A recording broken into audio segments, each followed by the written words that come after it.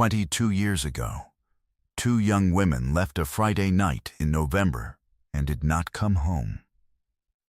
They were 20 minutes from their apartment. They had taken the same road home a dozen times. The road cut through a stretch of state forest on the western edge of Harlan County, Virginia, 4 miles through the trees that saved about 8 minutes compared to the highway. And on that particular Friday, it was the kind of cold that makes you want to be inside sooner rather than later, and the highway added time, and they had taken this road before. By Saturday morning, their car was found at the edge of the forest road, with the engine still running, both doors standing open, the radio playing. What happened in those 4 miles would remain unknown for 17 years. What was found on the forest floor in the summer of 2009 would begin to answer it, and what a DNA database finally confirmed in 2016 would close a case that 2 families, 1 county detective, and a community of people who had not forgotten 2 women named Carrie Elam and Bethan Tully had spent 2 decades refusing to let go of. Before we get to any of that, we have to go back to the beginning, to the November that Harlan County stopped feeling safe, and to the 2 women who should have been home by midnight. Harlan County, Virginia sits in the far southwest corner of the state, where the mountains fold in on themselves and the roads follow the creek beds because there is no other way through. In 1994, the county seat had a population of just under 7,000, a courthouse that dated to 1887, a diner called Patsy's that opened at 5:30 in the morning because the mining shift started at 6, and a volunteer fire department whose members were also, in some cases, the same people as the volunteer rescue squad and the auxiliary sheriff's deputies. People wore several hats in Harlan County. They had to. November there smells like wood smoke and Cold Creek water and the particular mineral sharpness of the hills. The trees had gone bare by the first week of the month. The nights came fast. Carrie Elam was 24 years old. She had grown up in Harlan County, the daughter of a mechanic named Frank and a school secretary named Lorraine. And she had left for 2 years to study nursing at a community college in Roanoke before coming back, because she had found that she missed the mountains in a way that surprised her, and because Frank had been having some trouble with his back, and Lorraine could use the help. She had taken a position at the county hospital as a floor aide and was 3 courses into her LPN certification, which she intended to finish by the following spring. She had red hair she kept in a braid for work and let down on weekends. She had a laugh that her co-workers described when investigators interviewed them in the days after she disappeared as the kind that made other people start laughing before they knew what they were laughing at. Bethan Tully was 26. She had not grown up in Harlan County. She had come from Abingdon, 2 counties east, to take a bookkeeping position at a lumber supply company the previous year. And she had stayed because she had met Carrie at a church social in March. And they had become, over the following 8 months, the kind of friends who finish each other's sentences and share grocery runs, and who have a standing Friday arrangement regardless of what else is going on. They lived together in a rented apartment on Birch Street, 3 blocks from the hospital, in a place with a landlord who fixed things quickly and a second bedroom that Bethan used as an office because she also did freelance tax work on evenings and weekends. She kept meticulous ledgers and handwriting her clients described as the neatest they had ever seen outside of a printed form. She was saving money. She had a plan. She had told her mother, Gloria, on one of their Thursday calls in the spring of 1994, that she intended to have enough saved to open her own bookkeeping firm within 4 years. Gloria had told her she had no doubt.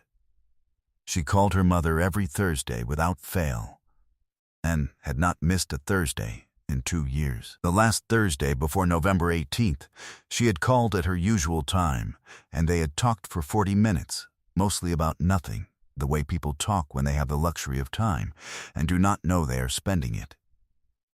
On the evening of Friday, November 18th, 1994, They went to a birthday party for a co-worker of Carrie's named Dale Shepard, held at his house on the eastern side of the county. They arrived at 7 p.m. They ate. They had birthday cake. Carrie helped Dale's wife with the dishes because she was that kind of person. Dale remembered that Bethan had organized a small card collection from the co-workers in attendance and had written something in it that made everyone laugh when it was read aloud. He could not remember what it said. He told investigators he wished he had written it down. Multiple witnesses confirmed they were both in good spirits and had nothing to drink beyond soda and coffee. They left at 10:47 p.m. and said goodnight to everyone at the door. Dale Shepard watched their taillights reach the top of his driveway and turn left onto the county road.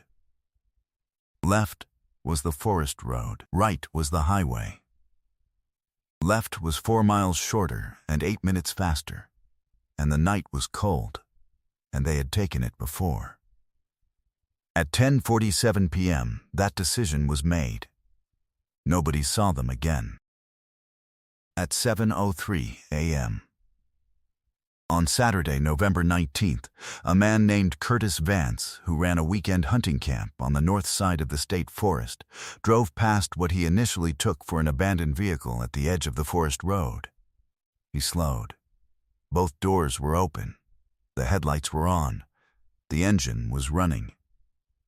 He recognized Carrie Elam's brown Dodge sedan. He knew Frank Elam from the fire auxiliary, and he pulled over and he looked. And when there was nothing to see, he drove to the fire station and made the call. Officers arrived at 7:31 a.m.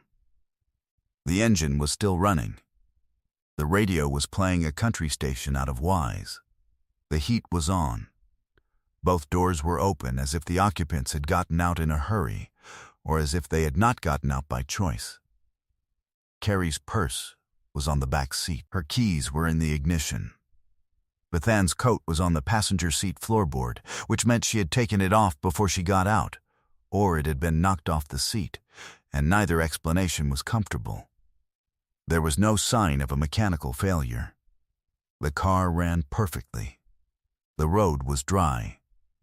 There was no reason that anyone examining the scene could identify for that car to have stopped where it stopped. A partial shoe impression in the soft shoulder on the driver's side. One partial, nothing more. Carrie was not found that day. Bethan was not found that day. A county-wide search through the weekend, volunteers, state police dogs, the rescue auxiliary, Frank Elam walking transects in the state forest with a flashlight until someone made him stop, turned up nothing in the immediate area. By Monday morning, the case was a missing persons investigation with an undercurrent that no one on the department needed to say aloud.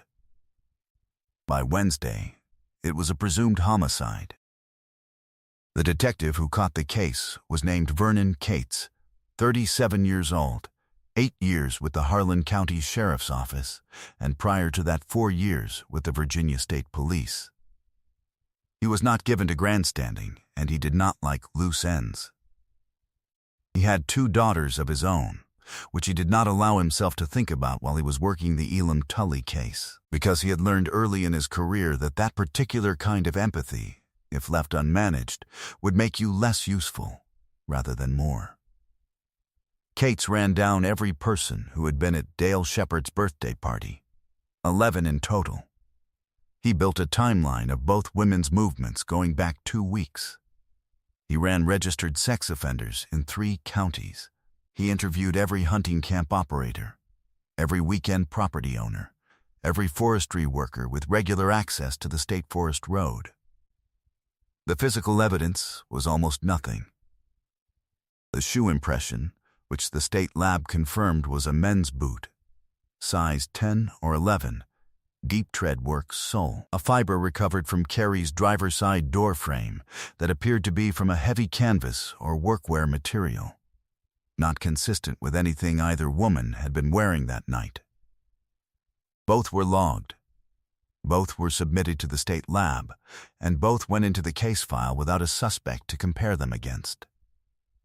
One name came up early and then faded.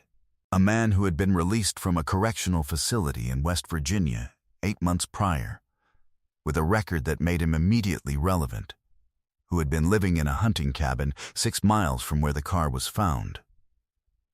He had no verifiable alibi for the evening of November 18th.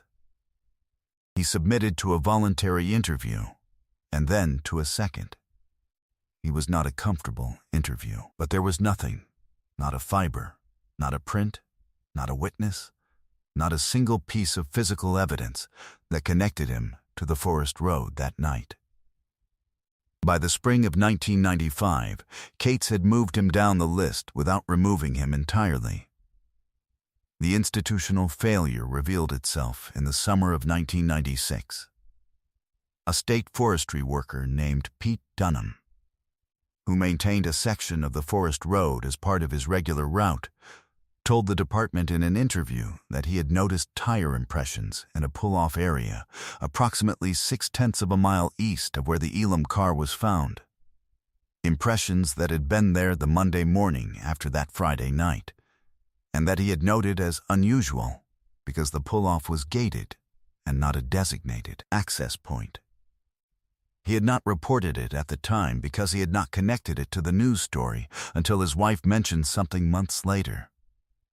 By the time investigators went to the pull-off in August of 1996, 20 months had passed. The impressions were long gone.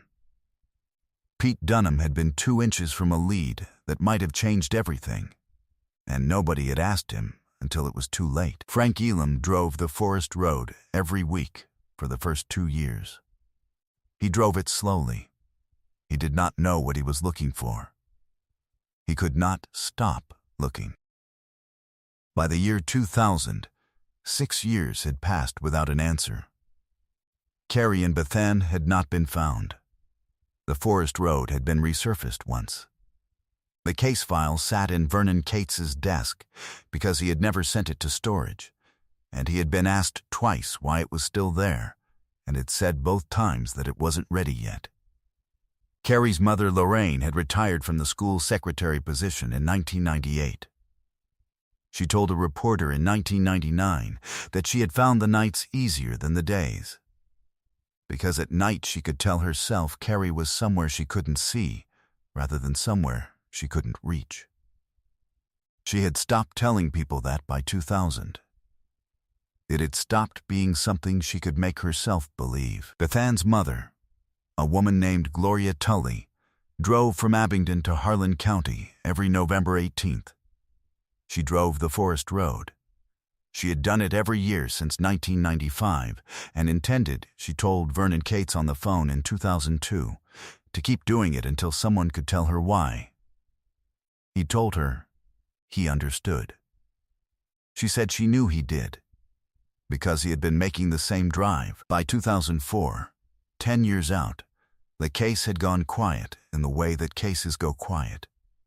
Not forgotten, not closed, but reduced to an ache that communities learn to live alongside the way you learn to live alongside a bad knee. The anniversary notices ran smaller in the paper.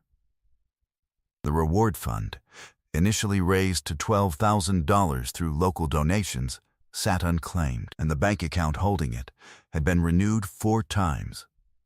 Frank Elam was diagnosed with cancer in 2006. He told Lorraine he was not afraid of dying. He said he was afraid of dying without knowing. He died in March of 2008 at 61 years old, 14 years after his daughter disappeared on a road 4 miles from home. Vernon Cates attended the funeral. He sat in the back. He drove the Forest Road on his way home. Every case on this channel represents weeks of research, verifying facts, and piecing together real lives that were lost. If you want us to keep covering stories like this one, please take a second to like this video, subscribe, and let us know in the comments where in the world you're watching from. Your support is what makes this possible. Now let's get back to Carrie and Bethan. The case had been cold for 15 years when a summer survey team working in the state forest made the discovery that changed everything.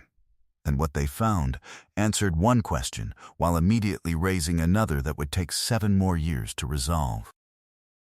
In June of 2009, a Virginia Department of Forestry survey crew conducting a timber assessment in the state forest northeast of the Forest Road, approximately a quarter-mile from the gated pull-off that Pete Dunham had noted in 1996, recovered skeletal remains in a drainage hollow beneath a stand of hemlocks. The remains were disarticulated by years of exposure and animal activity, but sufficient for forensic analysis.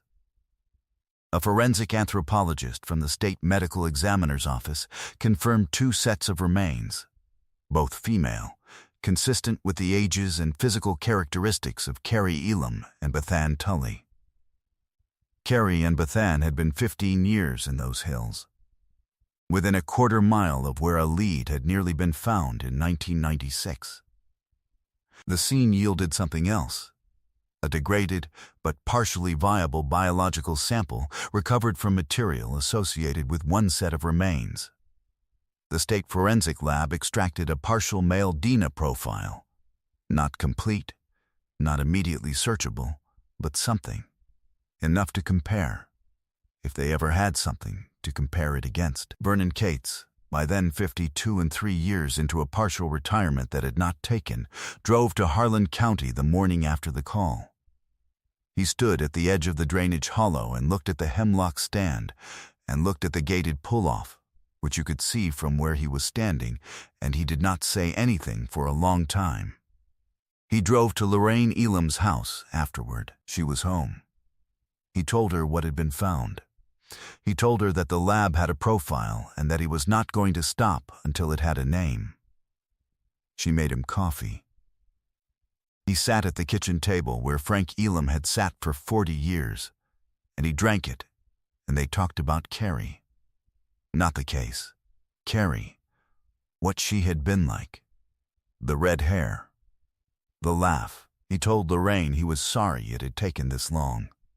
She told him he was not the one who owed her an apology.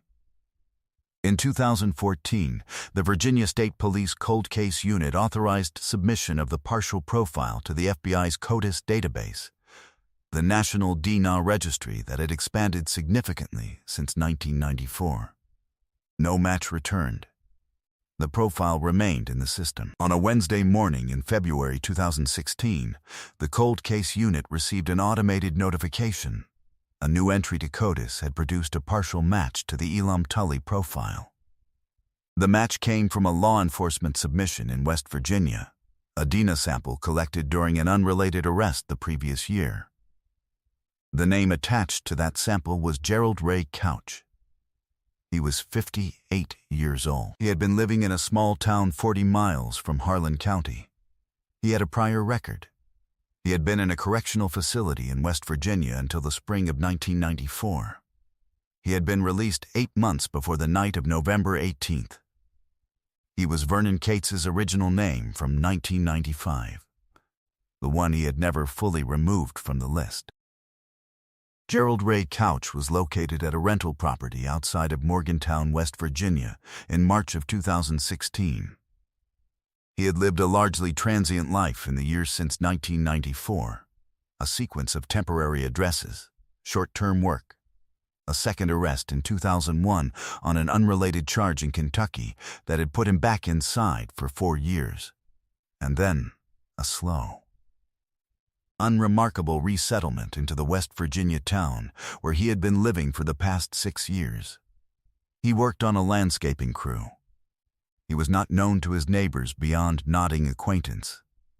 He was the kind of man who had learned, very early, how to be invisible, how to be present without being registered, how to occupy the edge of a community's awareness without ever landing at the center of it. In 1994, he had been living in a hunting cabin 6 miles from the gated pull-off. The CODIS match gave investigators a direction, but not yet a courtroom. The partial profile needed strengthening. In the spring of 2016, Virginia cold case detectives working with the state lab authorized a full forensic genetic genealogy workup.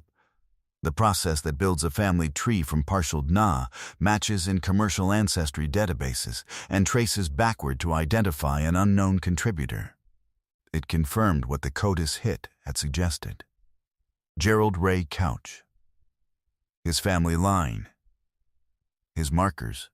Investigators conducted surveillance for 3 weeks before obtaining a direct DNA comparison. On April 14, 2016, Couch discarded a coffee cup at a gas station. The cup was recovered. The lab returned its results on April 28. Full match. On May 3, 2016, Gerald Ray Couch was arrested at his home in Morgantown at 6:15 a.m. He was in work clothes. He looked at the warrant the way a man looks at something he has been expecting for a long time, which told the arresting officer something that no warrant language could have conveyed. He was handcuffed. He was walked to the vehicle. He did not resist. He did not speak. He had been 40 years old on the night of November 18, 1994. He had been living in a cabin 6 miles away. He had been free for 8 months. The boot impression from the Forest Road shoulder was size 10. Records would confirm Gerald Ray Couch wore a 10. The canvas fiber from Carrie Elam's doorframe was reanalyzed in 2016 with updated spectroscopy.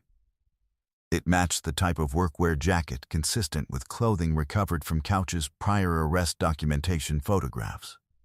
The community response in Harlan County was quieter than an arrest typically produces, not from indifference, but because 22 years of waiting had taught people not to let themselves feel things in full until the verdict was in. The Harlan County Courthouse was full on the day the jury returned. Lorraine Elam, 73 years old, sat in the second row. Gloria Tully drove from Abingdon and sat beside her. They had been doing this together, the November drives, the anniversary calls, the waiting, for more than 2 decades, and they had never been strangers. Gerald Ray Couch was convicted of 2 counts of first-degree murder in January of 2017 after a 2-week trial. He was sentenced to 2 consecutive life terms without parole. He made no statement at sentencing. His attorney read 4 sentences on his behalf that said nothing and satisfied no one. Court documents confirmed that at no point during the investigation, the arrest, the trial, or the sentencing did Gerald Couch provide any account of what had happened on the Forest Road on the night of November 18, 1994. The full sequence of events. What stopped the car, what happened next, what the 4 miles cost, remains, in its complete detail, unknown. The families live with that. There is a photograph of Carrie Elam that Lorraine keeps on the mantelpiece in her living room, not a formal one. A candid from a hiking trip the summer before she disappeared. Carrie standing at the top of a ridge with her braid pulled over her shoulder and her arm out, gesturing at something in the valley below, as if she is trying to show someone what she can see from up there. She is 23 years old in the photograph. She looks like someone who expects to have more summers. Bethann Tully's mother, Gloria, has a different photograph, taken at a Thursday dinner in the Abingdon house. Bethann laughing at something her mother said. Gloria doesn't remember what she said, only that it made Bethann laugh, and that she thinks about that a lot. After the conviction, Lorraine Elam and Gloria Tully drove the Forest Road together for the first time. They had always driven it separately, on separate Novembers, alone. They did not say much. They drove slowly. The trees were bare, because it was January, and the light came through clearly, and they could see the hills on both sides and the hollow where the hemlocks stood. And they drove all 4 miles without stopping and came out the other end. Lorraine said, "There it is." Gloria said, "There it is." They drove back to Lorraine's house and had coffee, and that was all. What this case asks of the people who sit with it is something that none of the courtroom language ever quite covered. What do you do with 22 years of not knowing? Not the grief, which has its own shape and its own passage, but the not knowing, the open space where an answer should be, the absence of a final detail that would let the story close completely. Gerald Couch gave the families a verdict. He did not give them the night. He took that with him into his sentence, and it appears he intends to keep it. What does it mean that we consider justice served when a man is convicted, but the account of his crime dies with his silence? What do we owe the families of victims in cases where the perpetrator refuses to speak? Not just the verdict, but the telling. And what does it say about the road we choose? The one that saves 8 minutes. The one we have taken before. That none of us ever takes it thinking we are making the last decision we will make? Justice came for Carrie Elam and Bethan Tully after 22 years. Stories like theirs are why this channel exists. If you believe that truth is worth pursuing no matter how long it takes, subscribe. More cases are waiting for you in the description below. Thank you for being here.